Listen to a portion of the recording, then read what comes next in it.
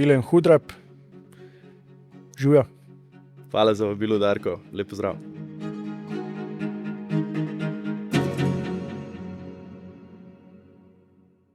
Ful sem vesel, da si se odzval temu vabilu in si igral z res dobrimi, zanimivimi svetovnimi bendi, metal bendi na največjih odrih. Res zanimive ljudi spoznaval, šel čez izgorelost, si znal postavljati cilje, tako da mogoče, če začneva, kdaj si se odločil, da boš uspešen? Ja, moram reči, da ta neka podzavestna odločitev je verjetno prišla dejansko že v otroških letih. Torej, niti ne najstniških, ampak res v otroških, pri 9, 10, 11 letih. V vsakem primeru sem si takrat rekel, da bom na področju, kjer ga se bom res lotil s srcem, pač uspel. Takrat je bil to na začetku šport, v bistvu vsi športi, ampak s poudarkom na nogometu. Obenem sem pa že takrat bil tudi v glasbi, no, zaradi tega, ker sem bil že v glasbeni šoli, igral sem pletoro enih inštrumentov in pol sem se pa nekako spontano odločil za pot v heavy metalu, ker sem dobil klic, kot vedno rečem, a ne. Heavy metal enostavno ni stvar, za katero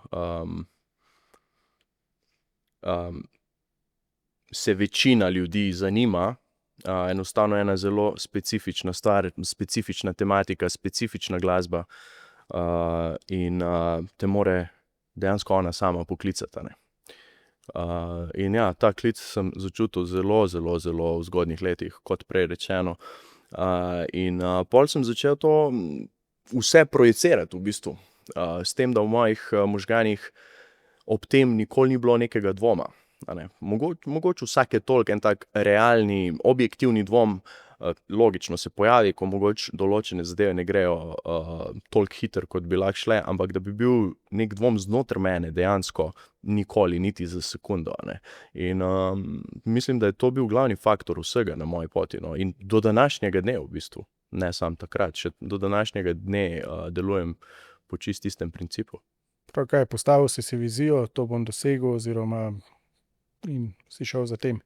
Absolutno. Enostavno v glavi nikoli nisem imel malih ciljev, a ne. Zdaj, večina drugih ljudi, s katerimi sem govoril takrat, se pravi dobesedno v otroških letih in kasnejših najstniških letih, vsi so bili, moramo preigrati celo Slovenijo, nisem še igral v Kopru, v Kranju, na Bledu, v Mariboru, v Murski Soboti, a ne. In jaz sem bil vedno, jaz moram igrati po celem svetu. Slovenija me zanima, logično, da moram skozi to, in tudi sem šel križem kražem in mislim, da nihče v Sloveniji ni igral več slovenskih bendih kot jaz, preden da sem šel na mednarodno pot. Mislim, da sem igral v 8 slovenskih bendih pred mednarodno kariero, ampak moj cilj oziroma moja vizija je vedno bila globalna, a ne. Nikoli nisem razmišljal samo lokalno in jaz že pri 11, 12 sem imel v glavi, da bom igral v Rio de Janeiro, a ne.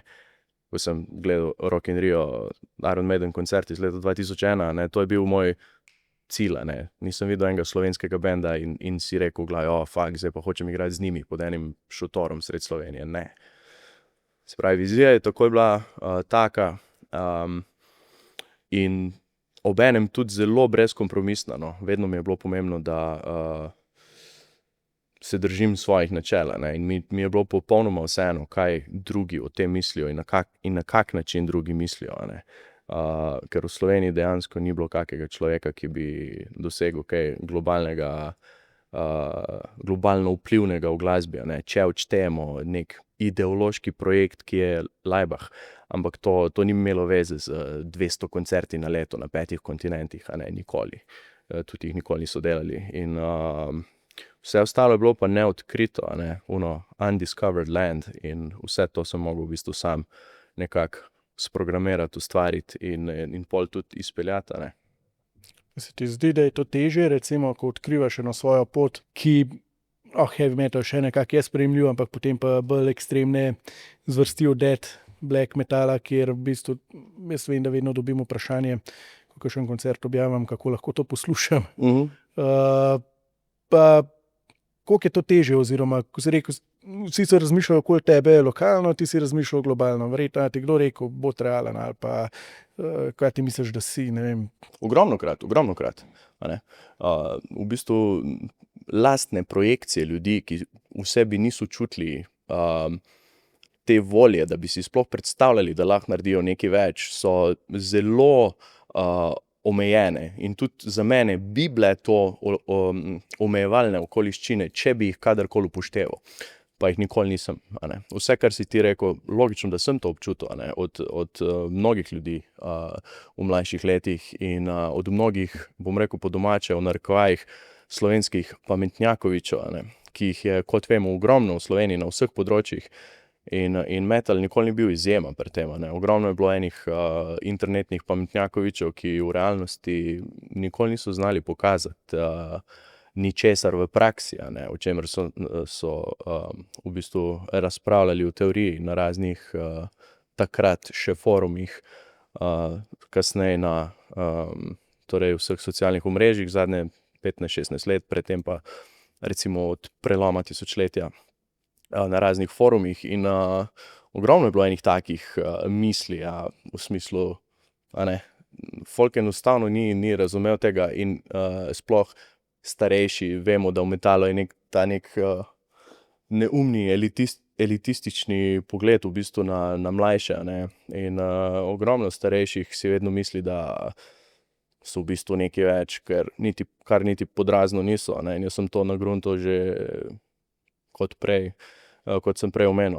v zelo mladih letih sem tudi to nagruntal, in sem si vedno rekel pri sebi, ko sem videl ali poslušal kakega od teh starejših pametnjakovičev, vedno sem si rekel, kaj si ti naredil v lifeu, v tej glasbi, da zdaj pametuješ o zadevah, o katerih več kot očitno nimaš pojma, pametuješ mogoče, ne vem, zdaj v enih zvrsteh, tule pa kaj je prav, kaj je narobe, kar je prva zgrešena stvar, da bi kdo sploh razmišljal o tem, umetnosti ni, kaj je prav in kaj je narobe, to enostavno ne obstaja. In kdor misli, da obstaja, je v napačni branži, se pravi, da se vrnem direkt na tvoje vprašanje, ogromno je bilo tega, ogromno.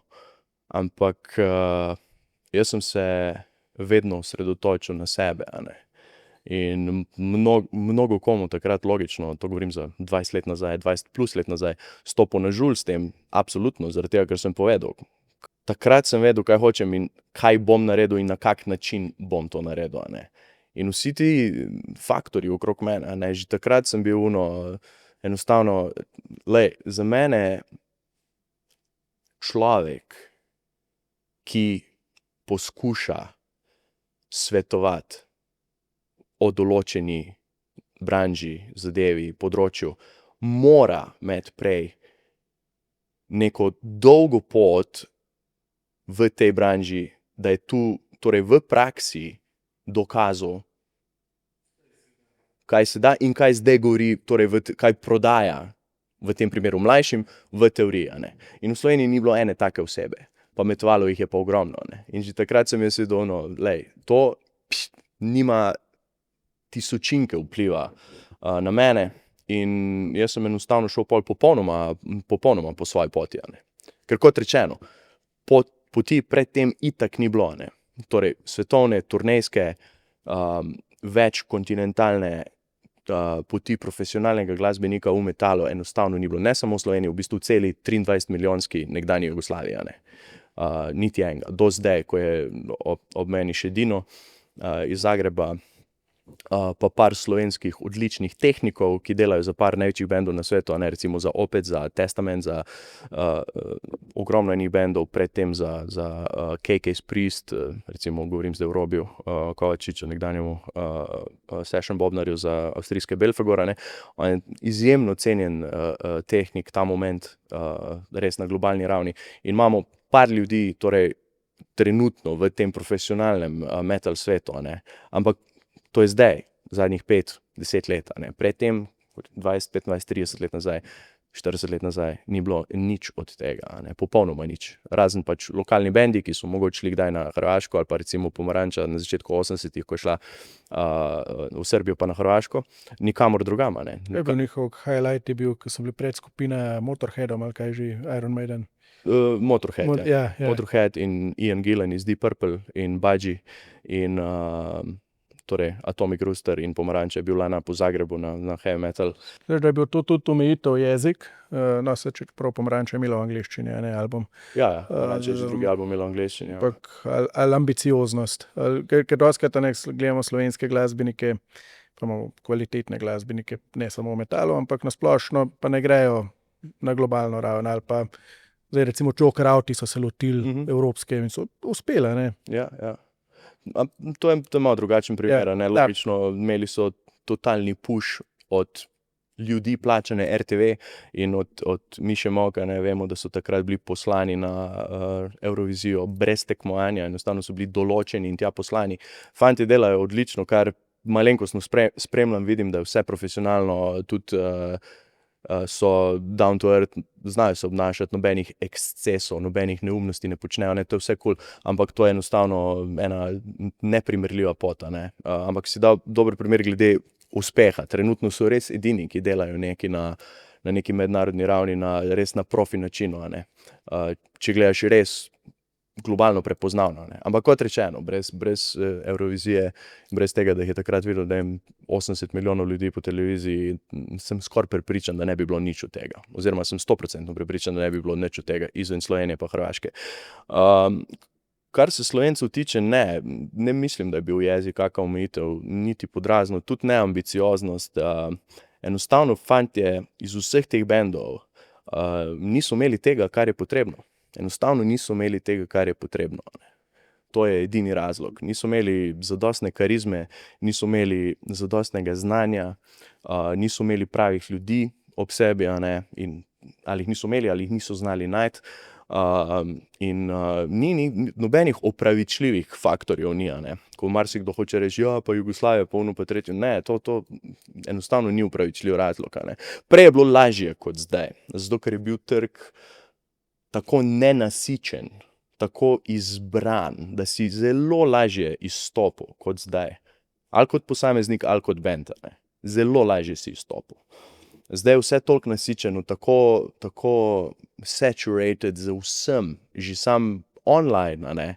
Dobesedno vsak človek, ki ima 3 minute cajta, stisne 5 gumbov, pa ne zdaj za umetno inteligenco, že prej, a ne. Z navadnim laptopom si lahko posnel album. 30-40 let nazaj nisi mogel niti sanjati o tem, ne. In je bilo res čudežno in unikatno, da je nek bend sploh videl studio od blizu, kaj šele, da je posnel nekaj, a ne. Kaj šele izdal na založbi. To je bilo praktično nemogoče, a ne. V starih cajtih. In je bilo prej lažje, a ne. Samo ja, ljudje vedno probajo pol iskati neke olajševalne okoliščine ali pa izgovore. In jaz ne mislim, da je imelo to kakršnokoli vezo, jezik ali pa Jugoslavija. Jugoslavija je bila več kot odprta, ne, do vsega. Tina Turner je bila pri nas v 50-ih z Icom, Queen so bili tule v 70-ih, Louis Armstrong je bil tule, mi smo imeli v bistvu cel zahod smo imeli tu, a ne, Yes so bili tule, Dire Straits so bili tu. Black Sabbath so bili v Tivoliju. Tako. V tekom Jugoslavije, torej Titove Jugoslavije, ne, do leta 80 je bilo vse iz zahoda pri nas, ne. In tudi pot ven je bila zelo preprosta. Enostavno, kot rečeno, ne, fantje niso imeli iz vseh teh bendov, zdaj ne vem, lahko jih naštem 10, ne bom jih zdaj dejansko šel naštevati, ampak vsi vemo, kateri so, ne. Niso imeli what it takes, niso imeli pravega X-faktorja, ne, na žalost, in so postali totalne lokalne legende in že to je nekaj neverjetnega in odličnega, ne. Tu zdaj, ali govorimo o Divjih jagodah, ali govorimo o Pomaranči, ali govorimo o Belodugme, ali govorimo, a ne, o Atomskem sklonišču, ali v kateremkoli iz teh jugoslovanskih bendov, ki so, moram reči, odlični 1A bendi in jaz sem fan vseh teh bendov, ne. In jih zelo spoštujem, ampak enostavno za tujino oziroma za cel svet to enostavno ni bilo to. Ne. In nič slabega ni v tem. Kje je ta razlika med to karizmo, njega, ne vem, Ozija, zdaj, ki je pač, njega, ko je na oder prišel, je bila norišnica. Ja. Sem ga uspel 3-krat videti v življenju, pa vsakič, ko je on prišel, to je završalno med publiko. Pa se je tresel tam, ko mi je hodil, pa sem, da je usta odprl, so ljudje znoreli. Kje je ta razlika? Ne vem, ali sploh je razlika, enostavno je stvar v tem, da ljudje, ki to imajo, so rojeni s tem. Tega ni možno kupiti, to se ni možno naučiti, to ni možno naštudirati, to ni možno priti do tega. Enostavno si rojen s tem, ne. In zdaj globalno, ko govoriš recimo o Oziju, ja, absolutno, ne. Ali je to Freddie Mercury, ali je to Bruce Dickinson, ali je to Rob Halford, ali je to Lemmy, a ne. Zdaj sem sicer same Angleže našteval, ampak ja, tudi v naših koncih imamo koga takega, recimo Aki iz Parnega Valjka oziroma Parni Valjak, ko je on vletel na oder, ne, je isto vse završalo, ne, pa nima veze kje, v kateri izmed vseh naših nekdanjih držav, on je bil tak frontman, ne, s karizmo, ki je ni možno kupiti, ne, ali je ponoviti, ali karkoli. On mi je zdaj prvi recimo padel na pamet, ampak ja, tudi globalno, če gremo v malo bolj komercialne zadeve, ne, recimo en Axl Rose v zlatih letih, to je nekaj, kar si ljudje sploh predstavljati niso znali, ne, nikoli. Ali pa, če gremo še nazaj na sam začetek do recimo Little Richarda, ne moreš tega ponoviti, ne moreš tega kupiti, rojen. Elvis, neponovljivo, ne. Nadaljujemo naprej, prideš do kogarkoli iz torej bolj inštrumentalnih virtuozov, Ritchie Blackmore, ne, Jimmy Page, najpomembnejši, torej Jimi Hendrix. Ko te ljudi vidiš že sam na posnetkih, a ne, se nekaj premakne v tebi. Avtomatsko, ne, tega ni možno kupiti, tega ni možno se naučiti, to enostavno je ali ni. In v teh naših koncih enostavno tega v metalu ni bilo. Zdaj sem se malo razširil tudi na ostale zvrsti v prejšnjem stavku, ampak če govorim specifično v metalu, tega enostavno ni bilo, ne.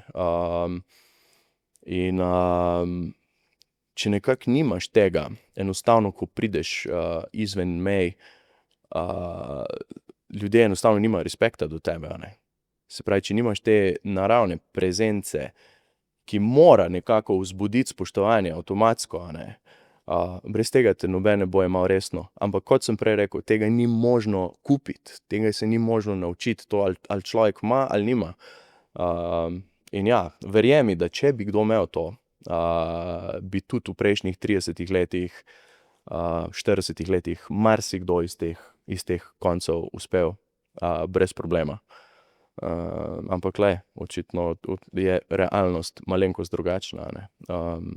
Ampak ja, kot si rekel, ne, ko si me vprašal, a so to bili kaki torej omejevalni faktorji oziroma da je imel jezik kaj veze, pa to, od kje smo in vse. Še enkrat poudarjam, absolutno ne, niti podrazno. Gremo malo nazaj, Ja. do ljubezni do metala, kje se je to zgodilo.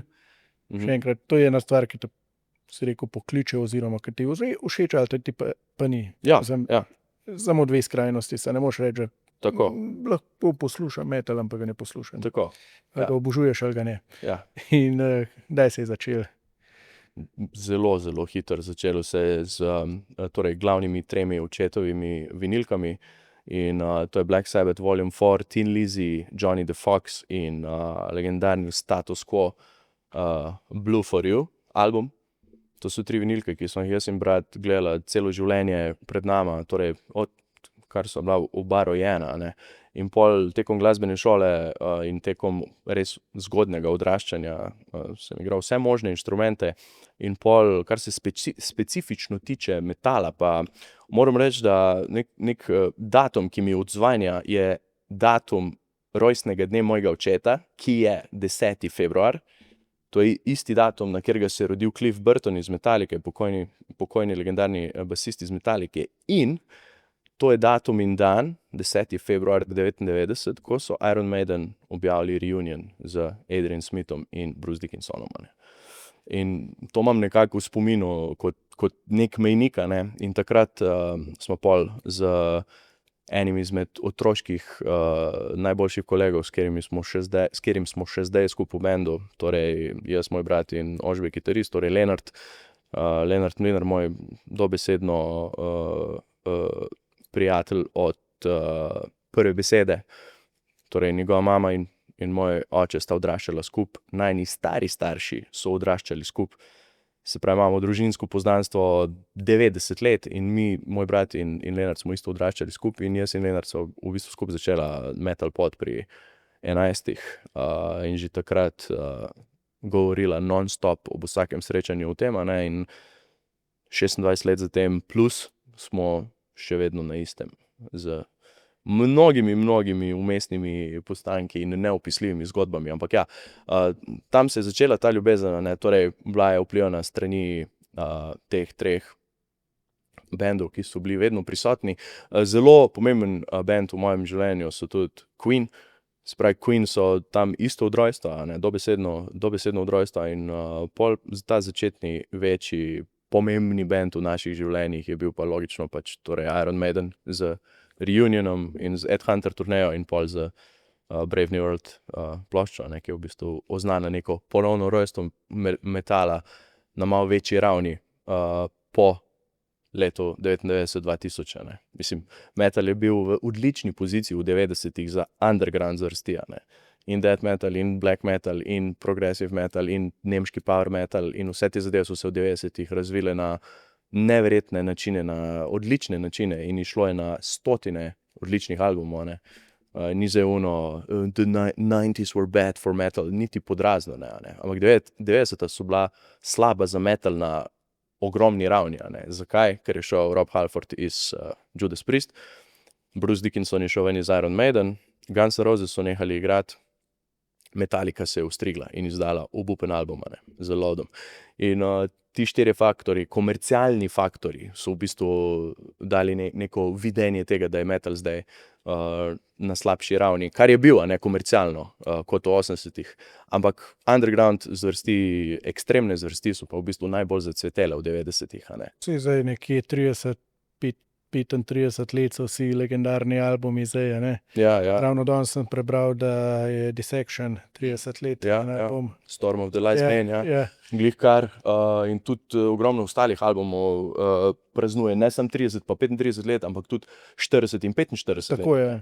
Se pravi, če smo zdaj leto 2025, leto 1980 je bilo eno najpomembnejših let v metalu, ne. Angel Witch prvi album, Iron Maiden prvi album, Black Sabbath, Heaven and Hell prvi album z Diom, itd., ne. Ogromno enih prelomnih, neverjetnih albumov, v bistvu od vseh največjih bendov, ne. Judas Priest, British Steel, Saxon, vsi možni bendi so leta 80 izdali ene res prelomne albume. Plus to je bil prvi preskok v to, kaj res pomeni beseda heavy metala, ne. Ker v 70-ih, če štejemo Black Sabbath, Deep Purple, Rainbow, vse te bende, ne, kot neke predhodnike metala,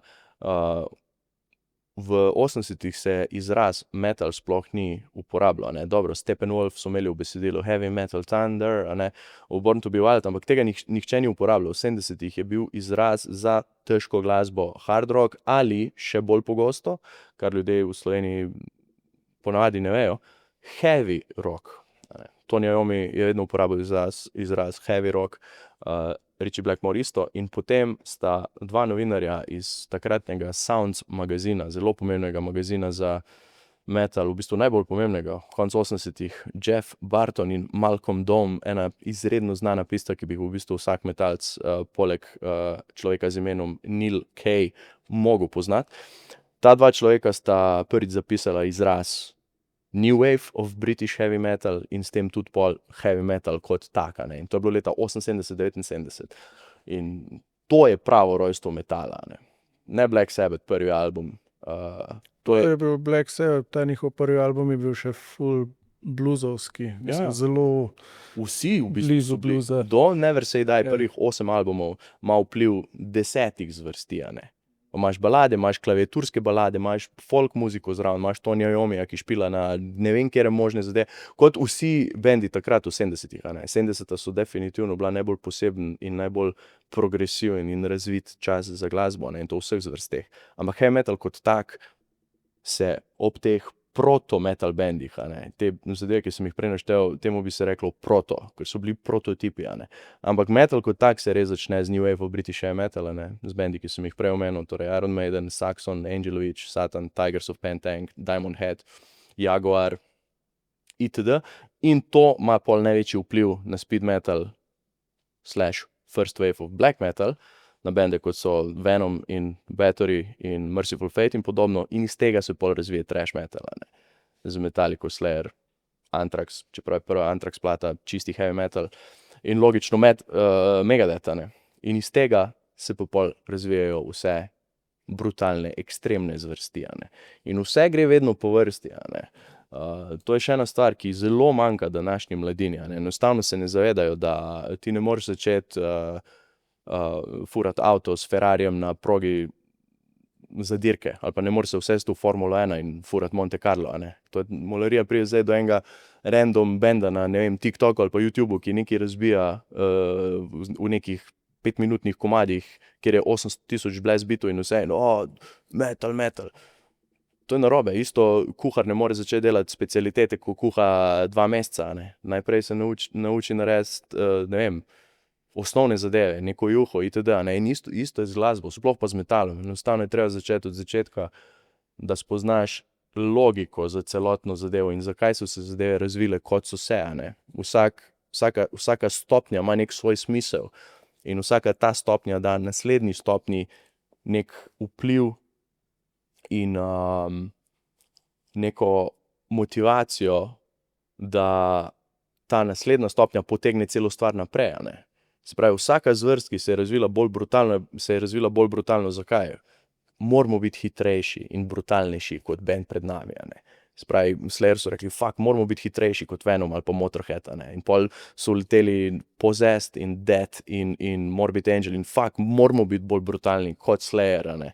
In pol je vletel nek black metal model iz Norveške in rekel, moram se upreti vsemu temu in narediti nekaj še bolj norega in izvenserijskega in nekaj unikatnega, ne. Se pravi, vsaka zvrst, podzvrst, ki se je razvila naprej, je bila v bistvu upor prejšnji in to, da so jo hoteli nekako premagati, preskočiti in v bistvu tudi nadgraditi, a ne. Ni ta Burzum, kaj že, Varg Vikernes, sam posnel album. Ja. Ja. One Man One Man Project, Ja. pa ogromno je takih glasbenikov metalojaki, so v bistvu samostojno kot ena oseba posneli celotne albume in vse in se pravim, metal je res toliko specifična stvar s toliko enimi zgodbami in zadevami, da bi se zdaj lahko o tem pogovarjala dejansko 10 ur, ne, brez problema. To je meni najbolj zanimivo, ko se s kom, ko je pač v metalu ali pa hodi na koncert, se lahko ure in ure pogovarjaš o 100 bendih, o zvrsteh, o koncertih.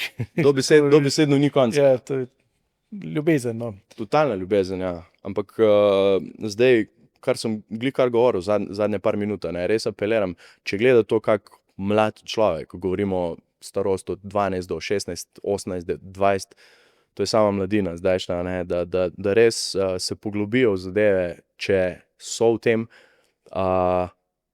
in se zavedajo, od kje pride vse, kar je zdaj leta 2025, a ne, kje so korenine, zakaj, na kak način in da grejo to malo stopensko pogledati, a ne, da takoj skočijo v neko instantno zadevo na YouTubu, pa mogoče niti te ne poslušajo do konca, ne, ker mi v starih cajtih smo določene albume poslušali dobesedno 400-500 krat, a ne. Zdaj jaz ne poznam človeka, ki en album posluša 5-krat. Ja, zdaj je vse toliko dostopno, da ne vem, kaj si Spotify odpreš, pa poslušaš 2 komada, pa greš pa na drug album. Ja, dostopno in instantno in to je popolnoma narobe, a ne. Umetnost ni ustvarjena za to, da se konzumira na tak način, a ne, ko da nekaj poješ in pol zbruhaš. Ne. Umetnost definitivno je poglobljena stara. Umetnost lahko komercialna. Nažalost, ja, v določenih primerih. Ja. Ali da si res dober umetnik, pa da si komercialen, gre to z roko v roki? Ne gre z roko v roki, ampak obstaja. Nažalost. Ker vseeno večina, če govorimo o heavy metal umetnosti, nažalost večina vseeno deluje z nekim kapitalističnim komercialnim ozadjem. Zdaj recimo Iron Maiden so v 80-ih bili popolnoma zlagani z svojo anti-MTV kampanjo, vedno so poudarjali na koncertih, fuck MTV, bla bla bla, a vseeno so dajali intervjuje na vsake 2 tedna za MTV. Se pravi, to bil nek fake upor, da so pred fani izpadli, kao we don't give a fuck, ampak vseeno so isto živeli od tega in so že od leta 82 od Number of the Beast naprej, snemali videospote in jih dali ven, specifično za MTV, ker se nikjer druge to ni predvajalo. Torej Number of the Beast in pol Flight of Icarus iz Peace of Mind in pol Aces High iz Power Slave in pol Wasted Years iz Summer in Time, in pol The Evil Dead Men Do in Clairvoyant in Can I Play It With Madness iz Seventh Son of a Seventh Son. Vmes so pa prodajali foro, da oni so totalno proti temu, da so proti trendom. MTV zelo pomagal pri popularizaciji heavy metala oziroma vseh zvrsti. Absolutno. Ki je bil edini, ki je vrtel tako glasbo. Absolutno. Brez dvoma. MTV se je začel leta 81 in v takrat naprej je bil heavy metal in hard rock glavna stvar tega. Če realno gledaš, takrat sta res bili prevladujoči res samo 2 zvrsti, od 81 do 88, ko so postali pol Run DMC z proto-rapom že kar huge, pa pol NWA, ampak tam od 81 do 87, 88 sta bili 2 glavni zadevi komercialni pop, torej Michael Jackson, Prince, Lionel Richie, Madonna, itd. Takratne največje zvezde, Tina Turner, vse možno, kar je bilo v 80-ih ogromno, in pa heavy metal, ki je takrat bil tudi na nek način pop. Če gledaš vse te bende, kot so Poison in Warrant in Motley Crue in bla bla bla, to je bila, ta glam scena je bila totalno pop in res pop v smislu popularnosti, ni imela neke veze z neko globjo umetnostjo, ampak tudi resni bendi, Metallica, ko je izdala prvi videospot, torej One, na Injustice for All leta 88, je hotela s tem pokazati nekaj umetniškega, totalno umetniškega, kar je bilo za takratni čas črno-belo, je bilo nekaj nevidenega, glede na to, da v 80-ih so prevladovale barve na vse načine in vse, over the edge, modeli so pač izdali črno-bel videospot in so bili kao, mi smo resni umetniki, mi hočemo dati nekaj čist nekomercialnega, ampak po drugi strani, kaj jih je povzdignilo eno sfero više, točno to, ta spot in pol naslednji album, Black Album, za katerega so pa itak posneli 6 videospotov. In MTV je bil zelo odločilen, v bistvu najbolj odločilen. Ob tem so pa itak vsi ljudje gledali Headbangers Ball, z Vanessa Warwick, pa pol z Ricky Rackmanom, pa itak bila stalnica. In ja, MTV. Glih, ko menjaš, zdaj se ugaša z decembrom. Ja, permanentno. Samo menil, ja. Ja, in pravilno, zaradi tega, ker MTV že 20 let nima veze z glasbo, MTV je music television, ampak 20 let nima veze sploh z glasbo več, Sami reality showi in ostali bullshit in full folka je bilo fuck, MTV se ugaša sem in tja, mislim, pa kaj, se nima veze z ničemer več, Osbornovi. Ja.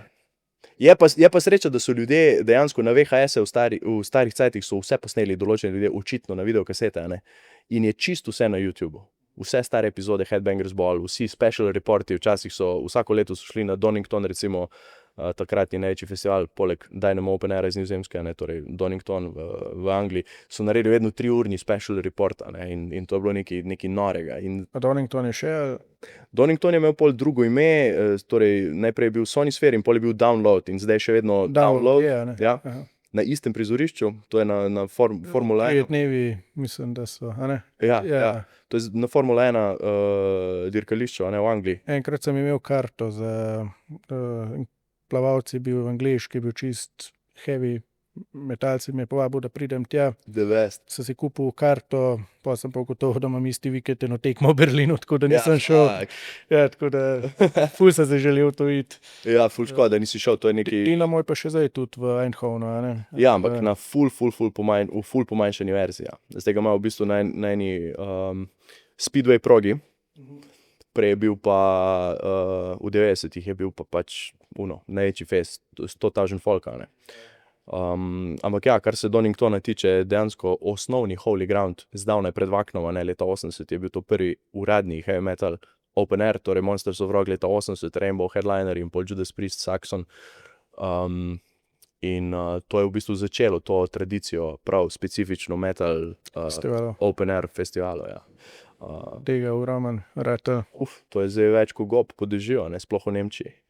Ampak ja, v Angliji sta bila takrat sam Donington in v manjši verziji Reading Festival, ne, tam je bilo 25-30,000. Reading tudi še obstaja, ne? Da nisem ziher, a je še zdaj od korona cajta, od covid cajta naprej.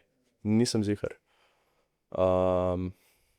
Ampak ko omenjaš plavanje in to, da je nekdo bil totalno v metal muski od ostalih plavalcev, to tudi mene zanima dejansko, na kak način si ti to odkril in kako energijo in motivacijo ti je dala ta muzika.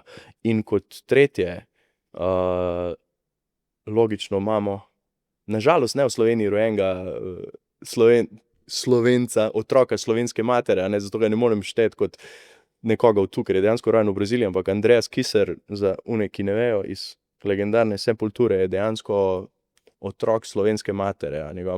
Njegova mama je rojena Mariborčanka, se rodila v Mariboru, Sloveniji, v Jugoslaviji in pol šla v Sao Paulo. Torej, na kak način si ti to, evo, da jaz malo predstavim tvojo vlogo za 1 minuto, na kak način si ti to spoznal in kaj te je najbolj prevzelo pri tem? Jaz sem že kot otrok tako neko svojo pot vedno fural in pol mi enkrat, mislim, sem v 3. razredu, sem za darilo dobil še Walkman, takrat je bil še Walkman, ne, kasete. In kolega mi je dal eno kaseto, ki je bilo tako nekaj različnih pesmi, gor Adi Smolar, pa ne vem kaj še nekaj, pa Offspringi so bili. To je bilo meni tako takrat. Evo, Korošca si poslušal iz prve, Adi Smolar, Adi legenda. Ja, no, med najljubših, ja, tudi po besedili glasbi, ampak bolj je pokal, boljš mi je bilo, a ne. Pač mami takrat še ni pustila tega poslušati glih, ampak pa zdaj kasneje, ko sem že v srednjo hodil, me je spremljevalec vozil v šolo, asistent pač Miha, in on je bil tako, imel je glasben okus, mislim so takrat že Black Sabbath poslušala, s tem, da nisem mislil, da je Ozzy, imel sem pa album, ne vem, Forbidden od, kaj pač Tony Martin, ja. Jaz pa nisem še vedel, kdo je Ozzy, pa to je, ne. Ampak mi je bil tako res, ne vem, kaj je že, of Power, Illusion of Power, komad mi je bil tako res badass, ne. Pa Miha enkrat rekel: "Darko, ti mi je dal ta pravo musko žaganje, ne." In mi je zavrtel Territory od Sepulture. Pa jaz sem tako začel tam poslušati, tako, nice, I like it, ne. Žgal do konca, z enim saksojem sem se še furala, tako, ko sem se noter usedel, sem mogel paziti, da nisem s kolena tistega radia ven odtrgal, ki je bil tako majhen avto, si zvočniki so pol pokali, tako, pa sem sam še to poslušala, bolj je ropotal, boljš bi bilo, ne, pa se res začel te ekstremne raziskovati in mi je bilo res dobro, ne, pa kako Sepultura. S tem, da ta Miha je imel kolega Nikija, ne, iz Gotskardov, in potem sem to začel malo na koncerte hoditi, malo tako mi je res ta energija dobra, plus, ne vem, meni se tako zdi, jaz sem se vedno počutil v redu na teh koncertih, tudi če sem tam, ki je bil mož pit, pa sem blizu zašel, so me tako takoj zaščitili, vedno mi tako, energy mi je bil dober. No, pa so leta minila, pa je pa Sepultura, ne, tisti skok v Riu na paraolimpijskih, se je začel skok, mislim, ko sem skoraj s slušalkami skočil v vodo. Ja. To se mogoče sploh mlajši ne spomnim, Ja. to je 2014? 2016. 2016? Ja. No, to je, ja, skoraj 10 let nazaj. To je bilo res takrat ful po novicah in hit in vse, ja, in Ko meni je bilo Vsi smo bili takrat, fuck yes, Darko, fuck yes. Zakon. res ko je potem sam Andrej Skisar izrazil željo, to je bilo pa spet eno naključje. Ja. Ko sem dal intervju za brazilsko televizijo, nisem niti vedel za koga, ker pač ni nič pisal. Ja. Rekel, kaj si poslušal, jaz povem Sepulturo, pač ona, da veš, da je to slovenski brazilski bend. In on, jaz rečem, jaz pač sem fan, to res objavil in naslednji dan tako vidim make-up notificationov in vsega in sporočil, tako vidim, Sepultura je dejansko objavila tako Slovenia Swimmer, Almost Jumped into the Water. Tako, res se mi ful dobro zdelo. Jaz sem imel naslednji dan rojsten dan in dobim eno sporočilo na Facebook, tako, my name is Bill, I'm one of the managers of Sepultura, Andreas would like to meet you. In Andreas je pač igral na zaključku iger in so potem uredili to, da sem šel backstage na Maracani. Na najbolj legendarnem ameriškem stadionu, poleg River Plate v Argentini, ampak Maracana, ultimativno. Monumentala, kaj že tam, ne, to je drug, River Plate je drug stadion. Ampak Maracana, oziroma Maracana, po njihovo. Maracana, ja. Maracana je druga. Ja, ne, srpska. Da se boš to, ker tja šel, valjda, do legende, in to je bilo in kapenik dovoljen očitno, da so to uredili, da sploh lahko gremo backstage. Ja. So se tam pač v njegovi te slačilnici oziroma garderobi srečala. Tako sem mu jaz dal eno kapco plavalno, ki mislim, da jo danes vsak dan uporablja. On mi je par majic dal, ki še zdaj veselo nosim, od Sepulture. Sem dejansko pol eno leto kasneje še šel na Dunaj, kjer je bil cel band, tako da sem pa še cel band spoznal tega Rodriga, Paul Junior, Paulo Junior, pa Greena, pa Bobnar je bil še mlajši. Tako cel band pa spoznal in zdaj parkrat sem bil že in tako vedno se srečamo, tako da smo prijatelji. No. Ja, the best. Torej so tudi sami bili navdušeni nad tem, da si ti njihov fan in da ti njihova muzika da neko energijo in vibe, ne? In tudi zabavno sem prvič srečal tam na Dunaju, ko so bili zraven še Creator in je bil ta Maja, kaj je Petruca, ali kako je? Ja, Mile mu reče. In zuno črno faco, tako zajebana, pride s pivom, pa začne Andreas razlagati, to je Darko, to je skočil z našo muziko, pa to. Tako mi je, that's so heavy metal. Res mi je bilo dobro. Mile je ful faca, Mile je car. Tako videl sem te ljudi, nisem jih ogromno spoznal, ampak koliko so vsi grounded, mislim, prizemljeni. Ja. In tudi Andreas, ki je res legenda metala. In tudi on še vedno spoštljivo tudi recimo o Maxu pa unem govori, nikoli ne kleveta ali pa tako. Ja. Je tak, res gospod je, no. So v bistvu nima kaj, zato ker Max je itak sam šel, zaradi situacije z svojim posvojencem, v bistvu so zdajšnja Sepultura, ki ima ime Sepultura, je naredila v bistvu iz prejšnje Sepulture slabšo stvar, s tem, to je težavna zgodba od zadnje, ampak ja. Andreas, kar me še zanima, si mu rekel kaj v Sloveniji, a je on kaj omenil v Sloveniji ali pa v svoji mami? On ve pač, da je, ima korenine, tudi neka njegova žlahta je bila na koncertu. Pač, mislim, da je 91-92, so oni igrali v...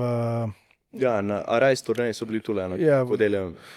Kodeljevem, se spol je rekel vse, tako mi ima tudi ful željo še priti igrati v Slovenijo. In da, ne vem pa, koliko je bil kaj izven tega, mislim, da nič, Ampak to mi je bilo ful zanimivo in tudi prej si ti omenjal, ti si se pač kalil, v 8 bendih, si rekel, v klubih, v majhnih placih, ki verjetno ni bilo glih 50,000 ljudi. In a ti kdaj recimo, so športniki podobno, se ti se kališ na majhnih tekmah, pa ne pomembnih tekmah, da priješ do tistih velikih tekmovanj, isto je z glasbo, s kulturo. Absolutno.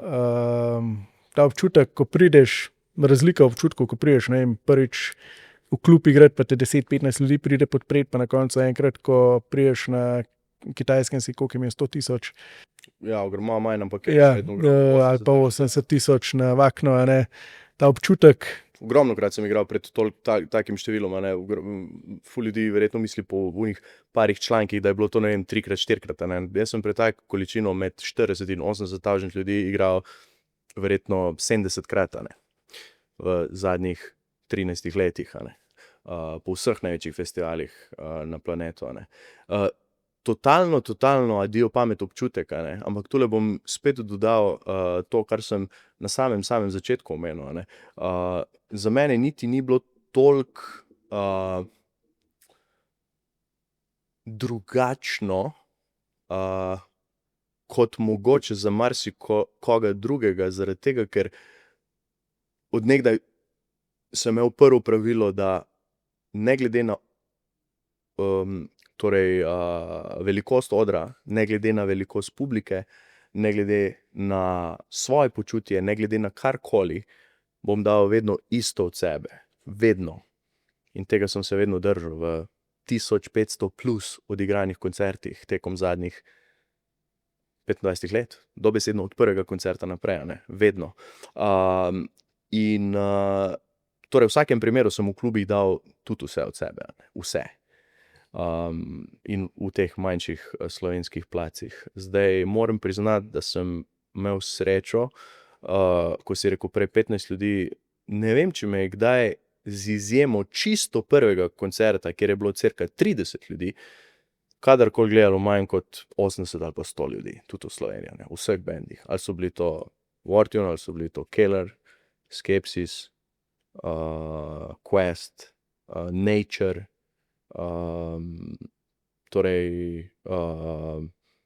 koga pozabljam. V tolikih bendih sem bil v lifeu, da vedno, ko v kakem intervjuju govorim, vedno pozabim 2 ali pa 3. In pol moram na Metal arhive, kjer ne vem kdo vse to dodaja že leta in leta in sproti vse štima, ne, da grem prav pogledat, v katerih vse bendih sem bil, ja. Ampak ja, že v Sloveniji, kot rečeno, sem bil v 7-8 bendih od leta 2001 naprej, 2002 smo imeli prve uradne koncerte, ja. In vedno sem dal vso svojo energijo, ki sem jo imel v performance, a ne. In ko sem prvič šel na večji mednarodni oder, a ne, to je bilo, v bistvu smo z Metal Steel, Matej, basist, moj dober kolega, ni imel cajta leta 2012 na turnejo, in sem jaz s mojimi dobrimi kolegi iz Metal Steel šel svojo punco tvoriti ritem sekcijo, torej z Dašo. In smo šli z letalom v Barcelono, to je bil Kaltenbach Open Air v Špitalem Semeringu, a ne, in torej v tujini sem igral že zdavnaj, ampak ta koncert v Španiji je bil prvi tak, ko je bil res nabito poln folka, ne, da je bilo par tisoč ljudi in da so čisto vsi peli komade, a ne, čisto vse komade. In ta koncert je bil z Jamesom Rivero, z tem ameriškim pevcem, ki je ustanovil Hellstar in pol pel tudi v Flotsam and Jetsam in Vicious Rumors in mnogih drugih bendih, a ne, legendarni underground heavy metal pevc. To je bil prvi feeling, a ne, ko, okej, tisoči ljudi, vsi pojejo, to je to. Naslednjo leto, ko sem se pridružil Vicious Rumors, je bilo pa to v Balingenu, a ne, prvič, da sem bil v avtorskem bendu, kjer je folk pel te avtorske komade od benda. In isto, več tisoč ljudi, a ne. Občutek je bil pa pač točno tak, kot sem si ga vedno predstavljal, ne. V ful intervjujih sem že rekel, da, in bom tudi ponovil, ker je enostavno ta ena in edina zgodba, kot je bila od živeta in doživeta. Enostavno sem šel vedno v mladih letih spat s slušalkami v ušesih iz Discmana z Life After Death Iron Maiden albumom, a ne, iz leta 85, iz World Slavery turneje. In vedno, ko sem zamižal ugasno luč, a ne, sem imel zvok folka, ker logično, live album, a ne, folk skozi nori zraven, ves zvok ljudi imaš skozi v ušesih, ob igranju. Jaz sem vedno zamižal in si sebe tam predstavljal, a ne. Ko sem poslušal zvok bas kitare, sem si predstavljal sebe v tej zvočni sliki, a ne, in pol, ko so bili prvi te večji koncerti, a ne, je enostavno bilo za mene to, kar sem že doživel.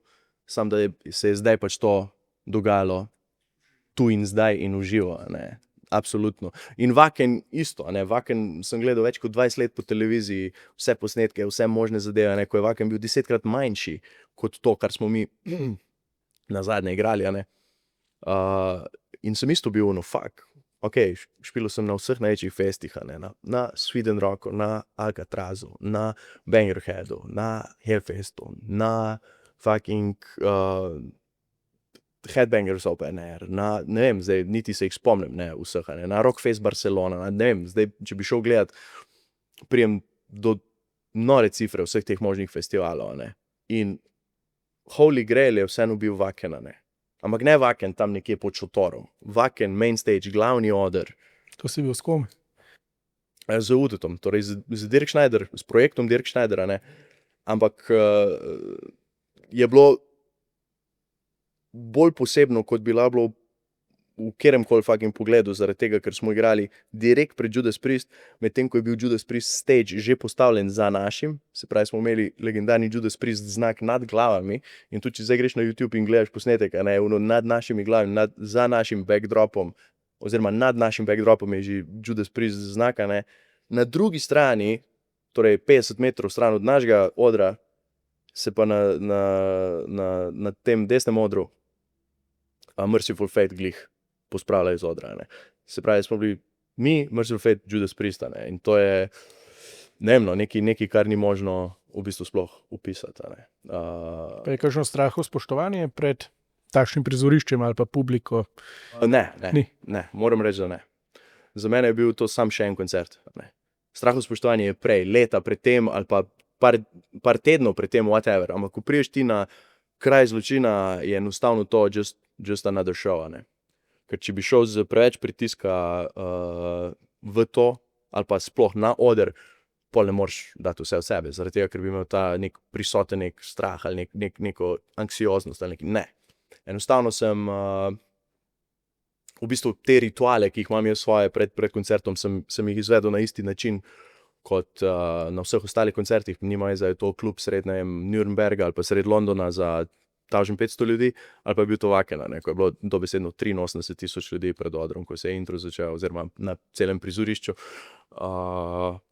Edina misel, ki mi je šla skozi glavo, je to, da slučajno ne gre kaj tehničnega narobe, a ne. Torej moj Tisto, kar ti nimaš pod nadzorom. Kar jaz nimam pod nadzorom, ja, ima moj tehnik, pa še on v bistvu ne, če bi slučajno bilo kaj, ampak moram trkati, da ne takrat, ne kadarkoli prej, nisem imel res enega samega tehničnega problema s kako zadevo, a ne, in to je res, ne vem, čudež. In logično, ta koncert je bil v piku odpeljan, a ne, vibe je bil nor, sound je bil noro dober. Ja, en najboljših občutkov v lifeu. Ampak, kot sem rekel, ne, sam še en, tekom samega koncerta, tekom une ure pa pol, je to sam še en koncert. In pol, ko pa to gledaš za nazaj, je pa spet nek čist drug vibe, pol se šele zavedaš, kaj si naredil, a ne. Kje si bil sploh? Kje si bil, kaj si naredil. Ja, verjetno je pri tebi isto, a ne, za mnoge tekme. Tam se skoncentriraš, tam si se skoncentriral, da si bil 200% skoncentriran na planje in na tekmo, ampak pol za tem, ko si pomislil, kaj si v bistvu naredil, no, fuck, kaj sem naredil, je bil pa po moje. Mislim, jaz šele danes, ko pač o teh stvarih predavam, pa govorim, malo razmišljam o teh občutkih, kaj je bilo takrat in se šele danes zavedam, kje sem dejansko bil, a ne. Ja. In takrat sem se jezil zaradi 4. mesta, danes pa nimamo nikogar, ki bi sploh šel na evropsko, a ne, ali pa paraolimpijske. Upam, da bo kmalu se kdo pojavil, pa presegel to, ampak koliko, a ne, je to zanimivo, ko se obremenjuješ z nečim, kjer si, v resnici pa si više, kot je marsikdo drug. Ja. Si pa rekel, mislim, razlagal tudi o izgorelosti oziroma en tak klasičen burnout se ti zgodil. Ja. To je bilo kdaj? To je bilo točno 3 leta nazaj. In logično, ne, od Vicious Rumors naprej sem na profesionalnem nivoju igral v Pestilence, torej v UDO in v projektu Dirk Schneider, Paradox, pomagal sem Testament in behind the scenes Testament delal še 100 drugih zadev, ne, o katerih ne morem govoriti, ker imam non-disclosure agreement, ne morem javno žal nič o tem reči, ampak to je bilo 100 zadev. Vicious Rumors, Dragonlord albumi, z Tro sem še vedno delal, ne, z mojim lokalnim slovenskim bandom in še vedno delam. By the way, naslednjo leto, čez par mesecev, marca, imamo 20. obletnico in bo en ogromen koncert in folk, ki to gleda, preverite malo naša socialna omrežja, Tro in to, ker je to res nekaj redkega, da igramo v živo, izključno zaradi pomanjkanja časa. Se pravi, v 6 bendih sem delal profesionalno 10 let skupaj, non-stop, ne. Iz enega albuma v drugega, iz ene turneje na drugo, iz enega tripa v drugega, skozi non-stop, ne, brez prestanka. In enostavno telo ni več zmoglo tega, ne. Če bi bil v enem ali pa v 2 bendih, vem, da ne bi bilo problema, a ne. Ko jih pa toliko dodaš, ker enostavno so me ljudje poklicali in nisem imel srca reči ne. Plus neko noro naključje je, da vsak od teh bendov, ki me je poklical, ne, je enostavno bil bend, ki sem ga kot mladostnik poslušal, ne. Ni bil zdaj to nek X bend, za katerega nikoli ne bi slišal prej, ne. Enostavno so bili to vsi bendi, ki sem jih poslušal skozi leta in leta. In vsakemu od teh bendov sem pol ogromno doprinesel, ne. Na vsakem albumu sem bil soavtor. Nikoli nisem bil tam sam kot nek session član, kot nek najet član, ne. In to je vzelo ogromno energije, poleg tega pa je pa v vseh profesionalnih bendih odzadaj še milijon drugih faktorjev, ne. Torej, birokratski faktorji, menedžmentski faktorji, milijon papirologije, milijon enih zadev, s katerimi se kot glasbenik, kot artist nočeš ukvarjati, pa se moraš, ne. To je imel menedžerja, Osebnega ne. ki si pač delal vse sam. Prav, ko si dobil pogodbo, karkoli si jo. To sem šel vedno z odvetniki skozi, to ni bil problem, ampak vse ostale zadeve sem delal sam, ker zakaj bi plačal nekoga za to, ne. Vedel bi, da ne bo 1000% mi predan, ker ni menedžerja, ki bi imel samo enega klienta, ne. In to sem isto vedel že od samega začetka, enostavno sem hotel vse to sam. Ampak vsi bendi so imeli menedžerje in vsi ti menedžerji so delali za mene, isto kot za vsakega od drugih članov, ne. Se pravi, ja, v vsakem bendu sem imel menedžerja, z izjemo Vicious Rumors, no. Vsi ostali bendi smo pač imeli menedžerja, ki je vse rihtal, ne. Torej, jaz nisem rabil, na srečo, od osnovnih zadev, ki se niso samo mene dotikale, nisem rabil nič sama, ne. Se pravi, vse vize za vse kontinente, vse države, za kjer se rabijo vize, vse to je bilo poštimano, ne, vedno vse. Jaz sem dal samo pasoš tja do tajnic in do menedžerjev in to je bilo vse vedno porihtano, ne, iz njihove strani. Vsi pogovori z vsemi veleposlaništvi, vse te zadeve, to je toliko tega, da nikoli ne bi to zmogel sama, ne. Vse, kar se tiče inštrumentov, jaz sem samo enkrat poslal vse svoje kitare, zdaj v Udu primeru, ne, za zadnje 5 let, 6 let, ko sem bil tam, vse kitare sem poslal v Nemčijo in to so pol moji tehniki oziroma moj osebni tehnik Oli Singer, je pol on to imel vse česa, ne, praktično. On je to štimal, on je to rihtal, on je to popravljal, on je vse to imel česa, ne. Jaz v bistvu svoje kitare nikoli nisem sploh videl, razen 1 uro pa pol na odru, ko mi je dal roko, ne.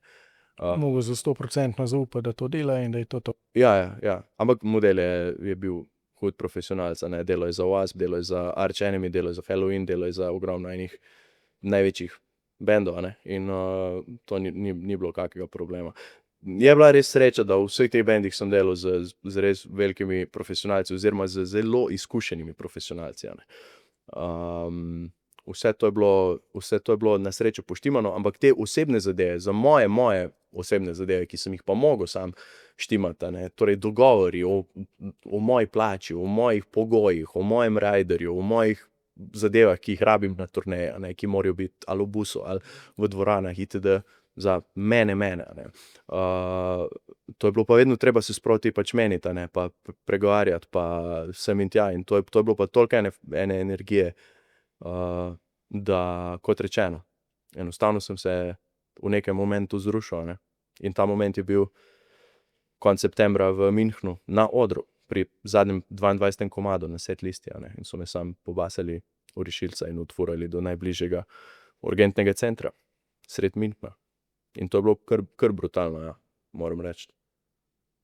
Koliko časa je trajalo, da si se sestavil nazaj? Ogromno, leto pa pol, da sem sploh bil nazaj na neki delujoči stopnji. Ampak to je pustilo toliko posledic, da v bistvu to ni možno opisati. Ne. In jaz sem isto prej to z levo roko imel, kakaj izgorelost, kaj je to, ne, bla, bla, bla. Zadeva je zelo bolj resna, kot si kdorkoli predstavlja, ki tega ne doživi. Ne. In še zdaj imam posledice, še zdaj delam na tem. Ne. Od takrat naprej imam brutalen tinnitus. Ne. Se pravi, tinnitus imam v obeh ušesih, šumenje in cviljenje in piskanje v ušesih 24/7, 24 ur, skozi, non-stop, brutalno. Tega ne pravošim, niti najhujšim sovražnikom. Mogoče parim. 99% pa ne. To, hudo insomnijo imam v bistvu že 10 let, ne, več kot 10 let. Spim zelo, zelo, zelo slabo. Nočem se posluževati kakih substanc, ne. To je mogoče moja napaka. Nobenih tablet nočem probati, nobenih, ne vem, mini mikrodoz, ne vem česa, GOP, THC-ja, karkoli, ne. Danes kar moderen ratal.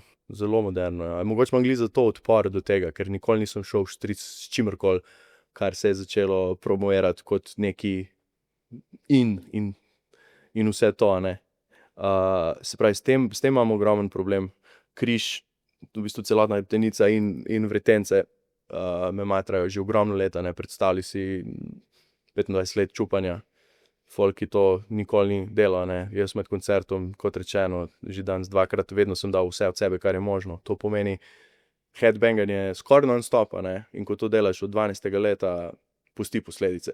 Zdaj, edina dobra stran burnouta je to, da so se mi lasje malo obnovili, ne. Ker sem imel že čisto sesute po 20 letih non-stop čupanja in razčesavanja, ne. Zdaj, to je edina dobra To stvar. je ena stvar, za katero metalci najbolj skrbite lase.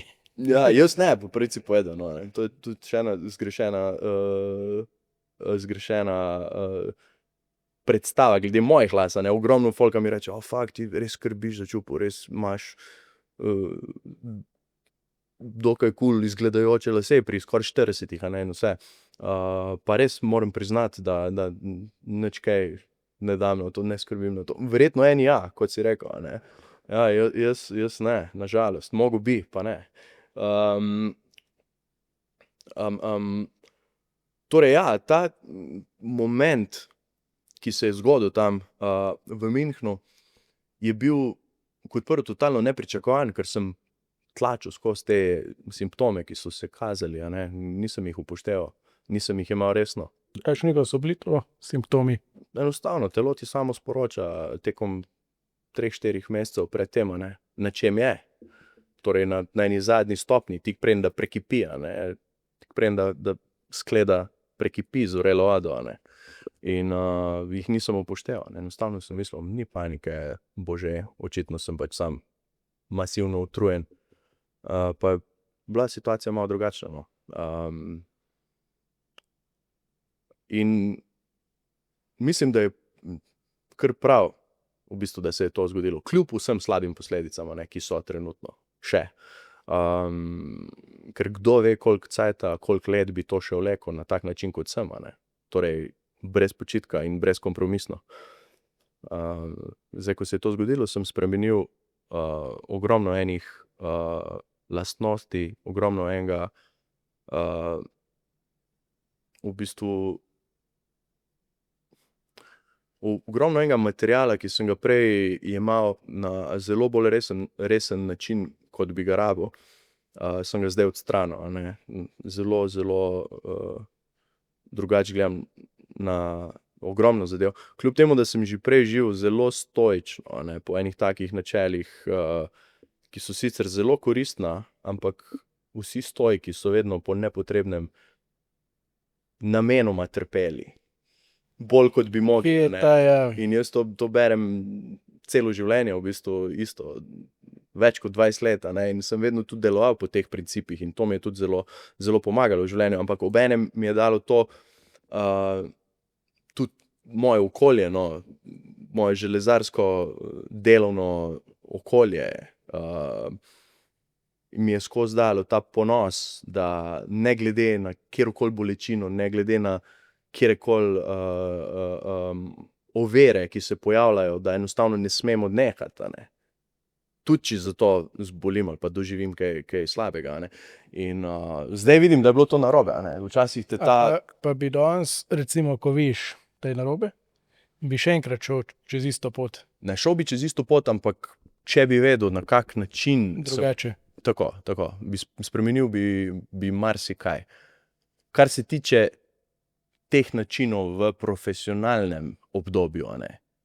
Drugače pa glede vsega, kar sem delal skozi leta in na kak način sem delal, ne bi spremenil pa niti ene zadeve, a ne. Niti ene zadeve ne bi spremenil, pa za niti eno zadevo mi ni žal. Ker čisto vsaka zadeva, ki sem jo delal od mladih let, kot sem jo, in točno s takim prepričanjem, kot sem ga imel, me je pripeljala tja, kjer sem bil, kjer bom. In, Tudi napake. Kaj? Tudi napake. Tudi napake, absolutno. Tudi napake, a ne. Saj iz napak se učimo in če ni napak, ni napredka, a ne. V slovenščini se dejansko obe besedi začneta z isto črko, a ne. In napake, napredek grejo z roko v roki, a ne. In ja, zelo pomembne so napake, da se kaj naučimo iz njih. In še ena stvar, a ne, ki je v bistvu tekom pogovora zdaj še nisem omenil, ampak je zelo pomembna. Vsakdo, ki gre v glasbo, ki ima vsebino, kot jo ima heavy metal, dela napako, če gre v njo z mislijo o denarju, a ne.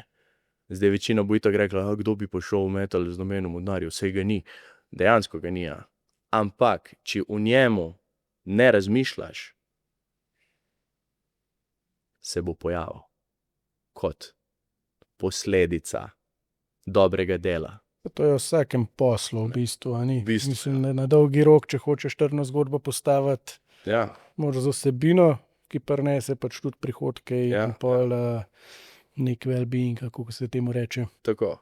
No, in jaz hočem reči, da jaz sem točno na tak princip deloval, a ne. Nikoli nisem razmišljal o tem.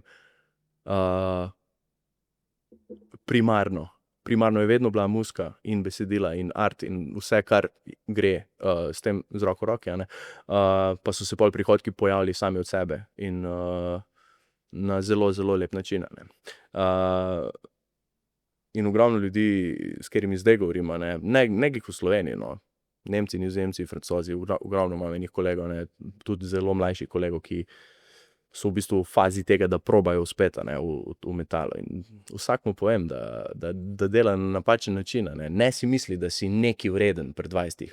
Okej, moraš poznati svojo vrednost, če se zavedaš, kdo in kaj si in če res veš, kaj imaš ponuditi, a ne. Samo spet, to je 0,1% ljudi, ki imajo to od 100%, a ne. In vsi ti ljudje, vsi ti moji frendi, to je 10-12 ljudi, vsem sem povedal, da vi ta moment nimate tega in to je realnost in sprijaznite se, a ne. Ne moreš ti zahtevati, ne vem, neke vsote na koncert za svoj band, če si popolnoma povprečen, a ne. Se pravi, to je še ena taka stvar v metalu, ja, ki je zelo v bistvu problematična, bom rekel, no. Prav v zadnjem obdobju ogromno ta koncertna kultura se je zelo razvila. Preveč spet. Ja, meni je bilo Prenasičeno je vse. fascinantno, da nisem pričakoval, da na Panteri v Stožicah, da bo razprodan koncert. Pa je bil, a ne. Ali pa zdaj vsak mesec je in dva res velika koncerta v Ljubljani, ki jih prej si jih iskal naokoli, a ne. Zelo prenasičeno je zdaj spet vse in vedno, ko se zadeve prenasičijo, začnejo izgubljati čarobnost. Ni več onega čara. In mislim, da se to počasi zdaj spet začenja dogajati, a ne. Ko vidiš po 5 koncertov na isti dan, že v taki mali državi, to ni to, a ne. Upam, da se to nekako izravna, no, ker se pravim, nečesa preveč postane ne dobro, ne okusno, a ne. Še en fun fact, mislim, en mesec nazaj, ko sem bil v Dallasu, sem čakal avion za naslednji dan in gledam, kje so kakšni koncerti, če se kaj dogaja. Ja? Pa je bilo tako, ne vem, nek country, ful velik, a ne. nisem poznal. Pol je bil nek Mehičan, ki je bil tudi en huge koncert za 50,000 ljudi, pa Max pa Igor Cavalera s Kejo Sejdi sta igrala in so za karto kupil in šel. Si šel? Ja. Zakon. Ja. Tako da pa še ta Fear Factory so bili neki iz New Orleansa, eni lokalci. No. Ampak tako zanimivo, no, da vsej ponudbi glih tiste najde, ki mi je najljubših albumov bil. Ja, ker si jih prej rekel na začetku, da Teritorij ti je bil en izmed Ja, točno to je. Teritorij je na KSAD, ne? Ja. The best, ker je naključje. No, vidiš, vse to je to. Enostavno se ta naključja univerzalna se vedno pojavijo v pravih momentih ljudem, ki čutijo te zadeve, ne? In ti, to ti je bilo poslano, v moment, da si lahko šel. Ja, the best. Tako da hvala, ki si prišel, malo predstavil metal, glasbo oziroma razmišljanje tudi širši množici, pa seveda srečno še naprej. Hvala za vabilo, odlično in zelo spontano je bilo, ogromno in veliko sreče tudi tebi še naprej in čestitke za pravkar izdano knjigo. Hvala. Se veselim prebrati. Hvala.